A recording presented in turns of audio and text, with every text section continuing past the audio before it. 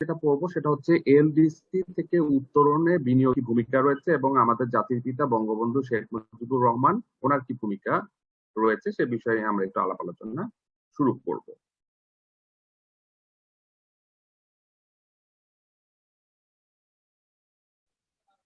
জাতির পিতার স্বপ্ন ছিল একটি সুখী সমৃদ্ধ সোনার বাংলা গড়ে তোলা।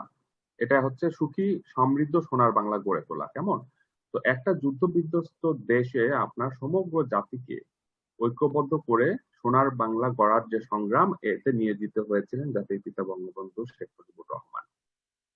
দেশের যে অর্থনীতি এটাকে সচল করা, কারণ একটা যুদ্ধ বিধ্বস্ত দেশের অর্থনীতি বিপর্যস্ত টালমাটাল অবস্থায় থাকে।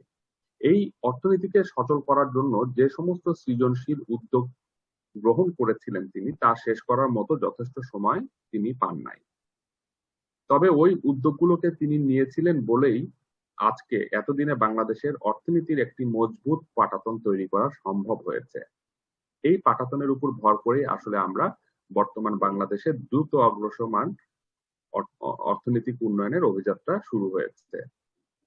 তিনি গভীরভাবে বিশ্বাস করতেন যে কৃষির উন্নতি ছাড়া আমাদের দেশের মানুষের সত্যিকারের মুক্তি আসতে পারে না। আমাদের কৃষকরাই এদেশের প্রাণ এবং কৃষকরাই আমাদের সোনার বাংলা গড়ার আসল কারিগর। একটা সদ্য স্বাধীন দেশে 30 লাখ টন খাদ্য ঘাটতি পূরণের তাৎক্ষণিক আমদানি, আপনার স্বল্প মেয়াদে উন্নত পদ্ধতিতে চাষাবাদ, উন্নত বীজ তৈরি করা, আমদানি করা, সেচ এবং অন্যান্য কৃষি উপকরণ সরবরাহ করা, কৃষি ঋণ মওকুফ, সার্টিফিকেট মামলা প্রত্যাহার এবং কৃষকদের মাঝে খাস জমি বিতরণ করে কৃষির উৎপাদনশীলতা এবং উৎপাদন বৃদ্ধির মাধ্যমে খাদ্যে স্বনির্ভরতা অর্জনের চেষ্টা করেন। কেমন? কৃষিতে আমাদের প্রয়োজনীয় যে অর্থায়ন তার জন্য উনি আজকে যে আমরা সুফল, আমরা যে কৃষি ঋণ, যত রকমের কৃষি ঋণ রয়েছে তা আমরা কিন্তু এই বাংলাদেশ কৃষি ব্যাংক থেকে পেয়ে থাকি। এই কৃষি ব্যাংক স্থাপন ওনার একটি অনন্য উদ্ভাবন। অন্য রাষ্ট্রায়ত্ত যে ব্যাংকগুলো রয়েছে গ্রামীণ অর্থনীতির উন্নয়নে সেই সমস্ত ব্যাংকগুলোকে মনোযোগী হতে বলেন। কেমন? এবং উচ্চতর কৃষি গবেষণা ও শিক্ষা প্রতিষ্ঠান উনি গড়ে তোলেন।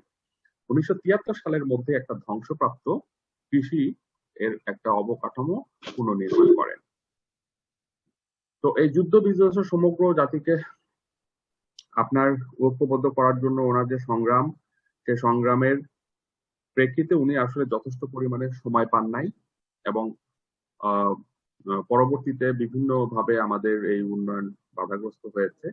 কিন্তু বর্তমানে আমাদের যে পঞ্চবার্ষিকী পরিকল্পনা নেওয়া হয়েছে, সপ্তম পঞ্চবার্ষিকী পরিকল্পনা, এর প্রেক্ষিতে যেটা নেওয়া হয়েছে হচ্ছে ভিশন 21 আর একটা হচ্ছে ভিশন 41, 2041। এই দুইটা পঞ্চবার্ষিকী পরিকল্পনার প্রেক্ষিতে এই দুইটা আমাদের নেওয়া হয়েছে। তো এখন সবার আগে আমাদের জানতে হবে যে what is LDC, least development. LDC least development country, এবং এই কান্ট্রির এর বৈশিষ্ট্য কি, কারা লিস্ট ডেভেলপমেন্ট কান্ট্রিতে পড়বে, এদের বৈশিষ্ট্যগুলো কি কি। যেমন যে সমস্ত দেশ যাদের মাথাপিছু বা পার ক্যাপিটা ইনকাম, মাথাপিছু আয় $1025 কম, তারা হচ্ছে এলডিসির মধ্যে পড়বে। কেমন? মানব সম্পদ সূচক উন্নয়ন, আমাদের মানব সম্পদ সূচকে আমাদের মান 60-এর নিচে, মানে যে আমাদের না, সরি আমি বলছি যাদের মান 60-এর নিচে এই সূচকে, মানব সম্পদ সূচকে, হ্যাঁ, পুষ্টি, স্বাস্থ্য, মৃত্যু হার এবং স্কুলে ভর্তি শিক্ষা হার, এগুলো হচ্ছে মানব সম্পদ সূচক।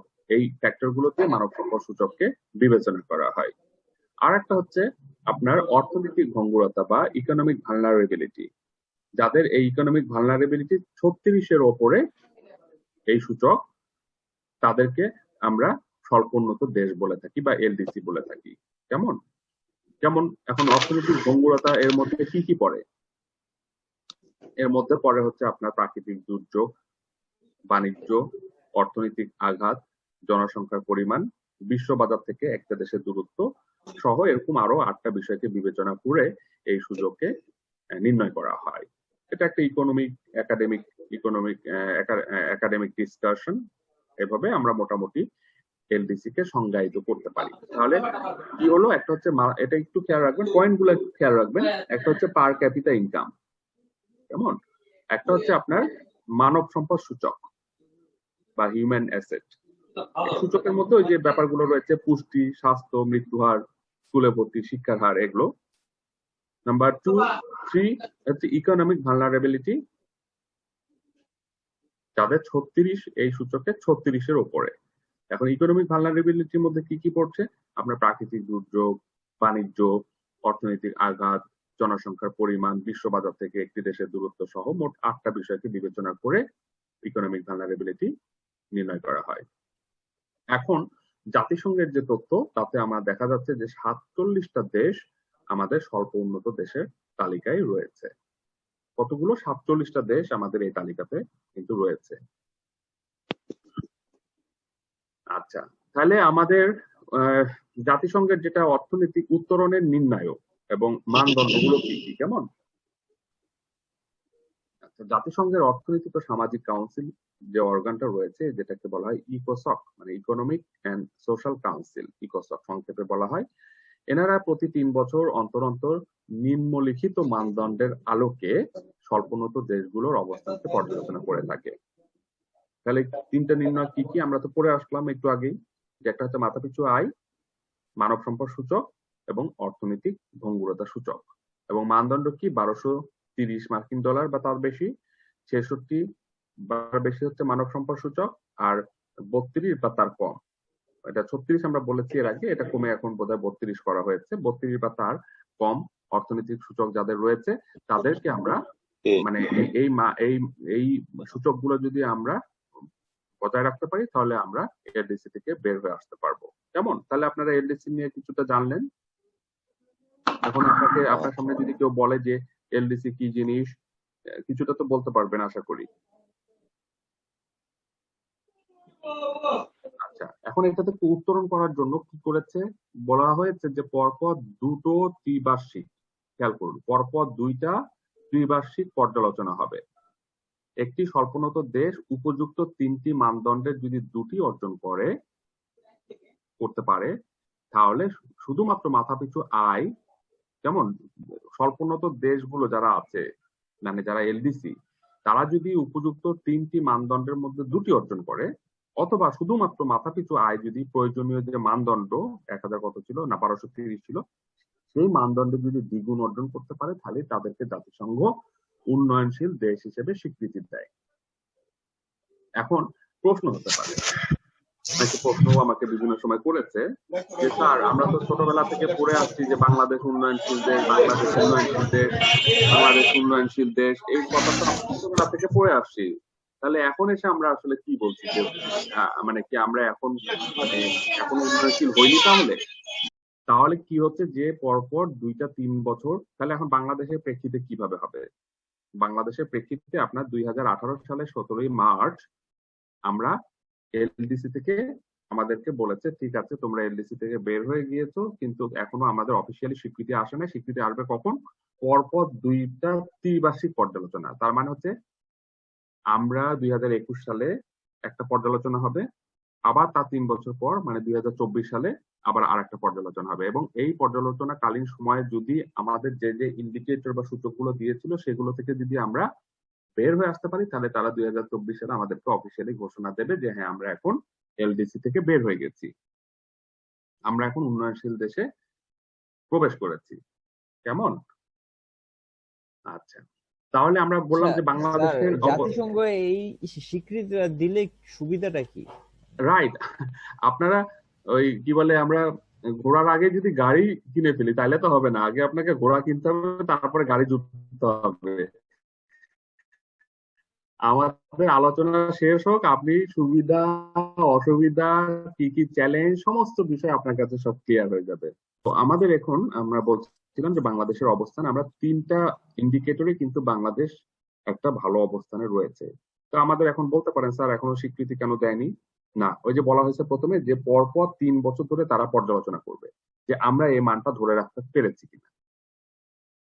কেমন? এটা আমরা রাখতে পেরেছি কিনা। যেমন এখন আপনার আমাদের এই যে প্যান্ডেমিক করোনা এসে, স্যার একটা প্রশ্ন স্যার, সেটা হচ্ছে স্যার সিঙ্গাপুরের মতো দেশ, এরাও তো স্যার এলডিসি থেকে বের হতে চাচ্ছে না, এটা কারণটা কি স্যার? অনেক বড় বড় অনেক ডেভেলপ কান্ট্রি তো আহ, বের হতে চায় না। আমি ওই যে আবারও বললাম যে আপনি আগে আলোচনাটা শেষ করতেন, তাহলে আপনি আচ্ছা আপনার স্যার। তখন অ্যান্সার গুলো আমরা পেয়ে যাব। কেন সিঙ্গাপুর বের হতে চাচ্ছে না, কেন মালয়েশিয়া বের হতে চাচ্ছে না, তাই না? আমরা শেষ করি আলোচনা, আমাদের তো প্রশ্ন উত্তর পর্ব আছে। তো আমরা হচ্ছে যে এই তিনটা ফ্যাক্টর 3 বছর পর পর পর্যালোচনা করার পর তারপরে আমরা যেহেতু এটা পাবো, মানুষ কি চায় না, মানুষ কি বড় লোক হতে চায় না, বলে না যে আমি একটু বড় লোক হবো। আবার বড় লোক হলে তো অনেক অসুবিধাও আছে। আমি আগে যে সুযোগ, গরিব হওয়ার কারণে যে সুযোগ সুবিধা পেতাম, বড় লোক হয়ে তো আবার দেখবেন যে তখন ওই সুযোগ সুবিধা আপনাকে দিবে না। অনেক ব্যাপার আছে, সেগুলো আমরা পরে আলাপ আলোচনা করবো কোশ্চেনে, প্রশ্ন উত্তর পর্বে। তো আমরা আপাতত ভালো আছি। এখন ধরেন এই যে আমাদের গত 1 বছর ধরে যে প্যান্ডেমিক যাচ্ছে, করোনা পরিস্থিতি যাচ্ছে, আপনার ওই যে একটু আগে আমি একটা আলাপ আলোচনায় অফ দা রেকর্ড আলোচনায় শুনছিলাম যে ভাই অনেকের দাম বাড়াই দিচ্ছে, আমিও বাড়াই দিচ্ছি, এরকম একটা আলাপ আলোচনা করছেন। কারণ কি? কারণ হচ্ছে যে প্যান্ডেমিক নিয়ে আমাদের যে একটা সমস্যা তৈরি হয়েছে, গোটা আমাদের না, এটা একটা বৈশ্বিক সমস্যা। তো এই সমস্যার মধ্যেও আমরা বাংলাদেশ আমাদের এই যে মানদণ্ডগুলো রয়েছে, মানদণ্ডগুলো বজায় রাখতে পারবো কিনা, আমরা পারছি কিনা। আমাদের কিন্তু অনেক ব্যবসা বাণিজ্যের ক্ষতি হচ্ছে বা হয়ে গেছে, শিক্ষা ক্ষেত্রে তো এখনো অপূরণীয় ক্ষতি চলছে, আমাদের মৃত্যু হার অনেক বেড়ে গেছে। তো এই বিষয়গুলো যেহেতু এই নির্ণায়কের মধ্যে রয়েছে, তো তারপরও আমরা 21 সাল 24 সাল পর্যন্ত এই সূচকগুলো ধরে রাখতে পারবো কিনা, তারপরে আমাদের ঘোষণার বিষয় আসবে যে আমরা এখন এফডিসি থেকে বের হয়ে গেছি। কেমন? এরপর আমরা দেখছি 18, এটা তো বললাম অলরেডি আপনাদের, যে 18 সালের পর্যালোচনায় বাংলাদেশের উত্তরণের যোগ্যতা অর্জন করেছে, এটা 18 সালে মার্চ মাসে 17 তারিখে। কেমন? এবং 21 সালে পুনরায় পর্যালোচনা করবে জাতিসংঘ, ঠিক থাকলে এর 3 বছর পর অর্থাৎ 2024 সালে আনুষ্ঠানিকভাবে আমাদের স্বল্পোন্নত দেশের তালিকা হতে বেরিয়ে আসবে বাংলাদেশ। আচ্ছা, আমি যদি রিসেন্ট কারা কারা বের হয়ে গেছে তাদের যদি একটা টেবিল আপনাদেরকে দেখায় বা বলি, তাহলে আপনারা একটা টেবিল দেখতে পাচ্ছেন যে এখন পর্যন্ত স্বল্পোন্নত দেশের তালিকা থেকে বেরিয়ে এসেছে এমন দেশের সংখ্যা টোটাল 5টা দেশের আমরা স্ট্যাটিস্টিক্স দেব। 1 নম্বর হচ্ছে বোতসোয়ানা। বোতসোয়ানা একটা কান্ট্রি, আফ্রিকান কান্ট্রি, আপনারা জানেন হয়তো অনেকে। এটা 1994 সালে তারা এই এই ইয়া থেকে বের হয়ে গেছে, এলডিসি থেকে বের হয়ে গেছে। তারপরে 2007 সালে বের হয়ে গেছে কেপ ভার্দে। এগুলো ছোট ছোট দেশ, island, island type Cape Verde. কেমন? এগুলো খুবই ছোট দেশ। মালদ্বীপ আপনারা তো সবাই চেনেন, মালদ্বীপ আমাদের মানে এই সাউথ ইস্ট এশিয়ার মধ্যেই অবস্থিত। এটা আপনারা জানেন খুবই ছোট একটা দ্বীপ রাষ্ট্র, যদিও মালদ্বীপ খুবই ছোট, এবং এটার প্রত্যেক বছর কিন্তু এই আমাদের গ্লোবাল ওয়ার্মিং এর কারণে পানির বেড়ে যাওয়ার কারণে বরফ গলে যাচ্ছে, গ্রিনল্যান্ডের আইসল্যান্ডের বরফ গলে পানির উচ্চতা বেড়ে যাচ্ছে, এবং মালদ্বীপের অনেক অংশ অলরেডি পানির তলে চলে গিয়েছে। এবং একটা আহ, আহ, মানে ভবিষ্যৎ বানিয়ে করা হয়েছে যে ধরেন আরো মানে 10 বছর পর বা 20 বছর পর হয়তো মালদ্বীপ সম্পূর্ণই সাগরের তলে চলে যাবে। আচ্ছা, মালদ্বীপ হচ্ছে 2011 সালে কিন্তু বের হয়ে গেছে। সামোয়া, এটাও একটা দ্বীপ, সামোয়া দ্বীপ, এরা 2014 সালে বের হয়ে গেছে। এবং নিরক্ষীয় গিনি, এটাও একটা ছোট্ট দ্বীপ রাষ্ট্র, এরা 2017 সালে বের হয়ে গেছে। বাংলাদেশও একটা দ্বীপ, এটা বৃহৎ একটা বদ্বীপ। আমরা আমরা এখনো বের হইনি, কিন্তু আমরা বের হওয়ার প্রসেসের মধ্যে রয়েছি। তো আপনি একটু খেয়াল করে দেখেন এই টেবিলে যে দেশগুলোর নাম বলা হয়েছে, এগুলো কিন্তু খুবই ছোট ছোট দেশ। এখানে কিন্তু খুব বড় কোনো দেশের আমরা স্ট্যাটিস্টিক্স দেখি নাই, কিন্তু দেশগুলো খুবই ছোট ছোট দেশ, যার ফলে তাদেরকে ওই ইন্ডিকেটর গুলো বা মানদণ্ড গুলো বজায় রাখা সহজ হয়েছে। যেমন বলে যে নরওয়েতে কোনো পুলিশ নাই, আছে বোধহয় নরওয়েতে পুলিশের সংখ্যা বোধহয় 2000 পুলিশ টোটাল নরওয়েতে। তো বলে যে এখন 2000 পুলিশ দিয়ে এই 10 লক্ষ লোক, হ্যাঁ ওই 10 লক্ষ লোকের জন্য 2000 পুলিশ এনাফ। লোক সংখ্যা কম, পুলিশ কম, কিন্তু বাংলাদেশে তো লোক সংখ্যা 18 কোটি, এবং এই 18 কোটি ম্যানেজ করার জন্য আমাদের যে বাহিনীগুলো রয়েছে, উই আর নট সাফিসিয়েন্ট। কেমন? আমাদের আমাদের এই যে প্রবলেম গুলোর মূল মূল প্রবলেম গুলো হচ্ছে, জায়গাগুলো হচ্ছে ওই জায়গাগুলো, যে আমরা খুব বেটার সার্ভিস আশা করি। আপনি যে সরকারি অফিসে আমাদের মামুন ভাই গিয়েছিলেন, মামুন ভাই যে, সরি মামুন ভাই না তো আরেকজন যে গেলেন সরকারি অফিসে তথ্য নেওয়ার জন্য, নাকি হ্যাঁ মামুন ভাই তো গেলেন। তো তথ্য নিতে গেছেন, আপনি দেখেন অফিসটার যে অর্গানোগ্রাম, সে অফিসে যে কয়জন ম্যান পাওয়ার দরকার হয়তো সে ম্যান পাওয়ারটা নাই। তাহলে আমার জীবন মান বা সার্ভিসের মান উন্নত হবে কেমনে? তার মানে হচ্ছে আপনার ছোট ছোট দেশগুলো বেরিয়ে যাওয়া তাদের জন্য যত সহজ, আমাদের জন্য কিন্তু অনেক চ্যালেঞ্জ রয়েছে, অনেক অনেক চ্যালেঞ্জ এগুলো থেকে বের হয়ে আসা। তারপরেও আমাদের সুখবর যে আমরা এখন পর্যন্ত মানে স্বল্পোন্নত দেশ থেকে বেরিয়ে অবজারভেশন পিরিয়ডের মধ্যে আমরা অবস্থান করছি। কেমন? তো এলডিসি থেকে বের হবার সুবিধাটা কি? এই যে এখন আপনাদের কোশ্চেন গুলোর অ্যান্সার গুলো চলে আসতেছে যে এর থেকে বের হলে আমাদের সুবিধাগুলো কি কি রয়েছে। এটা একটা আমাদের এই এলডিসি থেকে বের হওয়া, এটা কিন্তু আমার একটা মনস্তাত্ত্বিক একটা প্রভাব পড়ছে। মনস্তাত্ত্বিক আমাদের জনগোষ্ঠীর একটা মনস্তত্ত্বে একটা প্রভাব পড়ছে যে আমরা এখন বের হচ্ছি, আমরা গরিব থেকে ধনী দেশের দিকে আমরা যাচ্ছি। তাতে কি হবে? এর ফলে হবে কি, ছোট বড় লক্ষাধিক যারা উদ্যোক্তা আছি আমরা, আমাদের উদ্যোক্তাদের মধ্যে সনাতনী যে চেতনাটা, এটার পরিবর্তন ঘটবে। কেমন? এবং এটা আমাদেরকে কি করবে, বিশ্বায়নের ফলে যে ঝুঁকি মোকাবেলা একটা নিরাপদ ক্ষেত্র প্রস্তুত করবে। মনস্তাত্ত্বিক পরিবর্তনের প্রভাব আমাদের এটা মোট যে দেশজ উৎপাদন বা জিডিপি এটাতে গতি সঞ্চার করবে। একটা মানুষের মাইন্ডসেট পরিবর্তন করা এত সহজ নয়, কিন্তু এলডিসি থেকে বের হলে এটা এটা আমাদের এই যে মনের মধ্যে যে একটা প্রভাব ফেলবে যে আমরা এখন আর গরিব নাই, এই যে আমি বড় লোক হচ্ছি, আমরা উপরে এগিয়ে যাচ্ছি, এই যে মনস্তাত্ত্বিক প্রভাব, এটা গবেষণা করে দেখেছেন যে এটা আমাদের জাতীয় উৎপাদনের গতি সঞ্চার করবে। আন্তর্জাতিক যে অঙ্গন রয়েছে, বিশ্বে আমাদের যে অঙ্গন রয়েছে, তাতে কি হবে, আমি যখন এলডিসি থেকে বের হয়ে যাব আমার কিন্তু ভাবমূর্তি বাড়বে। যখন আপনার নাকি ভাবমূর্তি বাড়বে, ইতিবাচক ভাবমূর্তি হবে, তখন বিশ্বের অন্য যে কোনো দেশের তারা ব্যবসা বাণিজ্য করার জন্য এখনো আসে। এখন আসে আমরা গরিব দেশ, আমাদের কাছ থেকে শ্রম নিতে আসে, যার ফলে গার্মেন্ট ইন্ডাস্ট্রি বিগত 20 বছর ধরে লিড করে যাচ্ছে, বিগত 30 বছর ধরে গার্মেন্টস ইন্ডাস্ট্রি। তারা কি নিয়ে আসছে? আমরা কি কোনো বাংলাদেশে ব্র্যান্ড ভ্যালু তৈরি করতে পেরেছি? অথচ আমাদের দেশে এসে কি হয়, লেবারকে কাজে লাগিয়ে অল্প খরচ দিয়ে তারা প্রোডাক্ট তৈরি করে নিয়ে চলে যাচ্ছে। কিন্তু যখন আমাদের ভাবমূর্তি বাড়বে, যখন আমরা এলডিসি থেকে বের হয়ে যাব, তখন আপনাকে সম্মান দিয়েই কিন্তু সবাই কথা বলবে। এলডিসি থেকে এগুলো বের হলে আপনার এই সুবিধা রয়েছে। যেমন আমরা ব্রিটিশ শাসনের, এটা একটু অফ দা ট্র্যাক কথা, যে এটা জাস্ট আপনাদের সাথে শেয়ার করার জন্য আমি মানে ভাবি এভাবে, যে ধরুন ব্রিটিশটা আমাদের এখানে শোষণ করে গেছে, 200 বছর ধরে তারা আমাদেরকে পরাধীন করে গেছে। কেমন? এবং আমাদের দেশ থেকে প্রচুর সম্পদ লুণ্ঠন করে নিয়ে গেছে। এটা তো অস্বীকার করার কিছু নেই, ব্রিটিশরা নিজেরাও অস্বীকার করে না। হ্যাঁ, তারা নিয়ে গেছে, তারা আমাদেরকে কলোনি বানাইছে, ব্যবসা করেছে, এবং আমাদের যা সম্পদ ছিল, সম্পদ তো তারা সব বিদেশে নিয়ে চলে গেছে, পাচার করে নিয়ে চলে গেছে।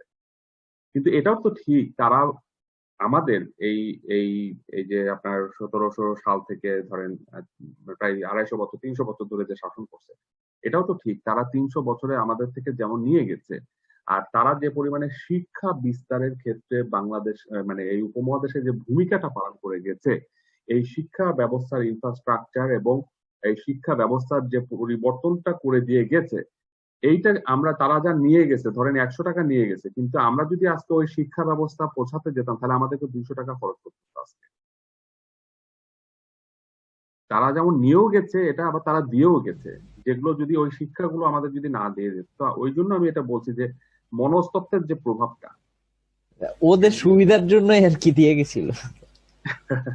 সেটা আমি এই জন্য অফ দ্য ট্র্যাক কথাবার্তা বললাম, এটা একটা এক্সাম্পলের জন্য। তার মানে আমি গরিব থেকে বড়লোক হলে আমার কিন্তু কিছু সুবিধা আছে। কেমন? এটা হচ্ছে এলডিসি থেকে বের হলে আমার এই সুবিধাগুলো কিন্তু আমরা পাবো। আরো কি কি সুবিধা আছে একটু আমরা যদি আলাপ করি, সেটা হচ্ছে যেমন আমাদের এখন কিন্তু প্রতিযোগিতার যুগ, গ্লোবালাইজেশন হচ্ছে, প্রতিযোগিতা বাড়ছে, এবং এই প্রতিযোগিতায় আপনারা যারা উদ্যোক্তা হবেন, তাদের কিন্তু টিকে থাকার জন্য আমার সবার সক্ষমতা বাড়বে।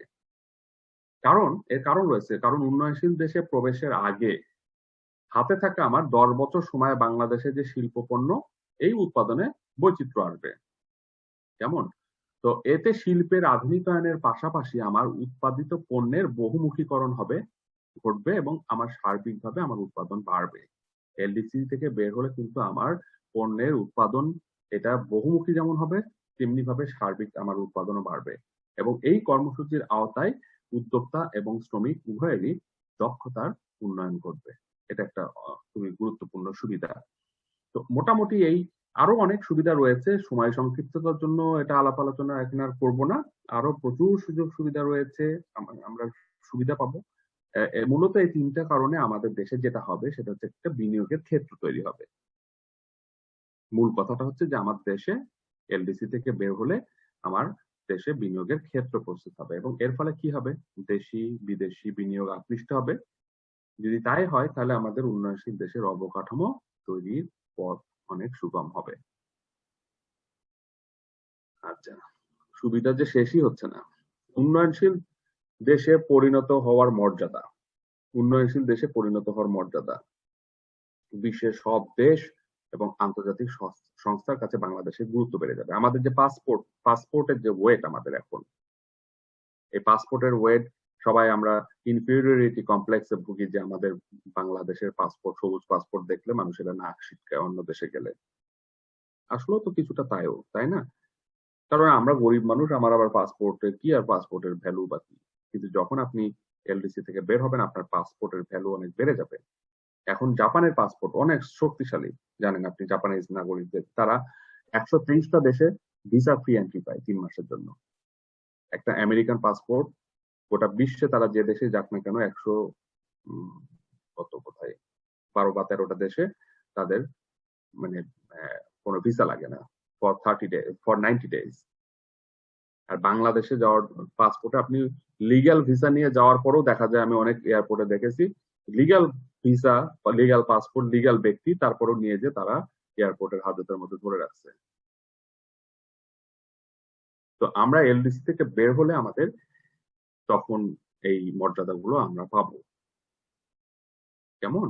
আমাদের যে বিদেশি বিনিয়োগ আছে এই সম্ভাবনা অনেক বেড়ে যাবে, আমাদের বিনিয়োগ সম্ভাবনা বাড়বে। আচ্ছা, এখানে জিএসপি সুবিধা, যেটা সুবিধা আমরা বের হলে জিএসপি প্লাস সুবিধা পাবো। এখন তো আমাদের জিএসপি রয়েছে, তাই না? যে অনেক জিএসপি কি আপনারা সবাই জানেন, আমি এখানে জিএসপি নিয়ে ডিটেলস আলোচনা করছি না, যে গ্লোবাল সিস্টেম অফ প্রেফারেন্স। আমাদের দেশের অনেক পণ্য রয়েছে যেগুলো পণ্য রপ্তানির ক্ষেত্রে আমরা শুল্ক মুক্ত সুবিধা পাই। ইউরোপের মার্কেটে প্রচুর অ্যামাউন্টের আমাদের যেহেতু রপ্তানি হয়, সেগুলো মার্কেটে ঢোকার ক্ষেত্রে আমাদের এই জিএসপি সুবিধা থাকার কারণে আমরা অনেকে শুল্ক মুক্ত পণ্য রপ্তানি করতে পারি। এটা একটা সুবিধা, যেমন এটার আবার একটা অসুবিধাও রয়েছে। যখন আপনি এলডিসি থেকে বের হয়ে যাবেন, মানে আপনার যখন জিএসপি সুবিধা নিয়ে নেওয়া হবে, এই সুবিধা থেকে যখন আপনাকে সুবিধাটা আপনি এলডিসি থেকে বের হয়ে এই সুবিধাটা রদ হয়ে যাবে। রদ হয়ে গেলে কি হবে, তখন আপনাকে 1 টাকার পণ্য আবার ইউরোপের মার্কেটে ঢুকাতে সেটার জন্য আবার 2 টাকা ট্যাক্স দিতে হবে, শুল্ক বেড়ে যাবে, রপ্তানি শুল্ক বেড়ে যাবে। তো সেটা একটা অসুবিধা, সেটা থাকবে, সুবিধা অসুবিধা তো সবই থাকবে। তো কি হবে, এই জিএসপি আমরা আবার তখন জিএসপি প্লাস সুবিধা পাবো। এখন তো জিএসপি প্লাস পাবো। প্লাসের মধ্যে আবার কি কি আছে সেটা আবার আরেক একাডেমিক ডিসকাশন। আমরা যেহেতু সুবিধা অসুবিধা নিয়ে আলাপ আলোচনা করছি, এই জন্য আমরা এখানেই থাকি। তো এটা করতে গেলে সবার আগে যেটা করতে হবে সেটা হচ্ছে গুড গভর্নেন্স। এর জন্য আপনাকে সুশাসন নিশ্চিত করতে হবে। আচ্ছা, এলডিসি থেকে আমরা যখন বের হয়ে যাব তাহলে এর পেছনে কি কি চ্যালেঞ্জ সমূহ রয়েছে, চ্যালেঞ্জ আমাকে কি কি চ্যালেঞ্জ ফেস করে আমাকে চলতে হবে।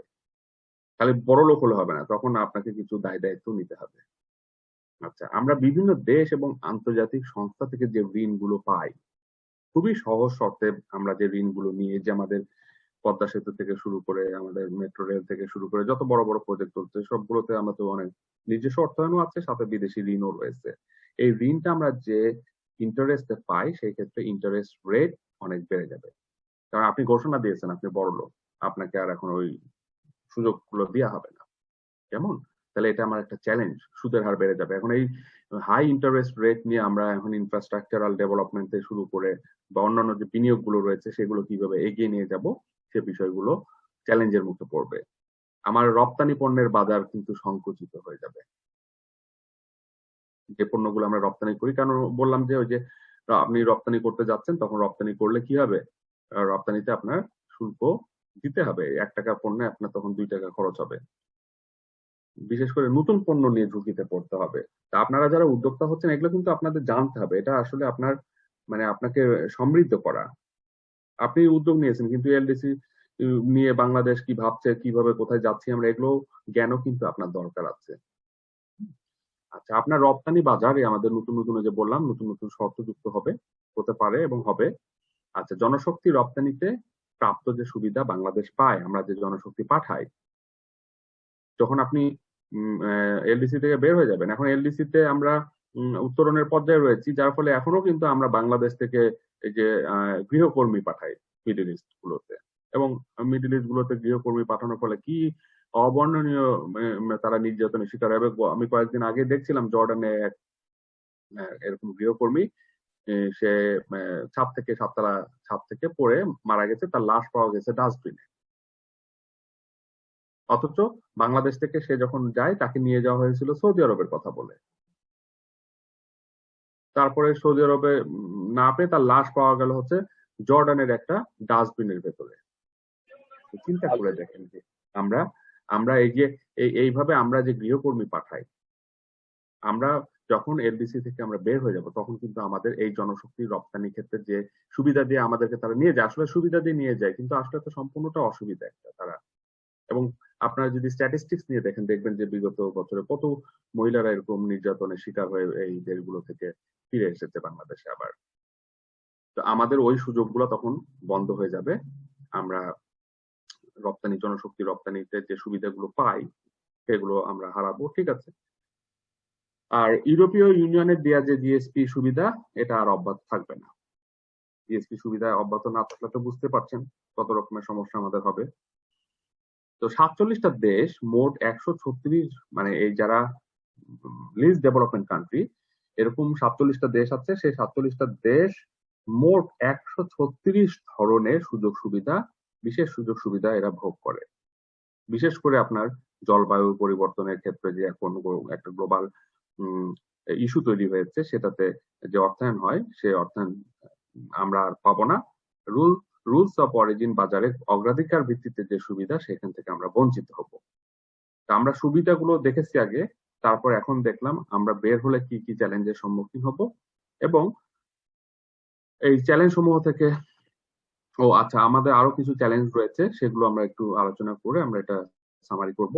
বাংলাদেশের এবং অর্থনৈতিক উন্নতির ক্ষেত্রে যে সফট লোন আছে, আমাদের অর্থনৈতিক উন্নতির ক্ষেত্রে যে লোনটা নেওয়া হয়, সফট লোন পাওয়া যায় এবং অনুদান পাওয়া যায়। এই অনুদানগুলো কিন্তু অনেক বড় ভূমিকা পালন করে। আমাদের অনেক মেগা মেগা যে প্রজেক্ট গুলো চলছে, সেগুলো কিন্তু এই অনুদানেই চলে। যদি বাংলাদেশ এলডিসি থেকে বেরিয়ে যায়, তবে দিনে দিনে কিন্তু ঋণের পরিমাণ বাড়বে এবং অনুদানগুলো কমতে থাকবে।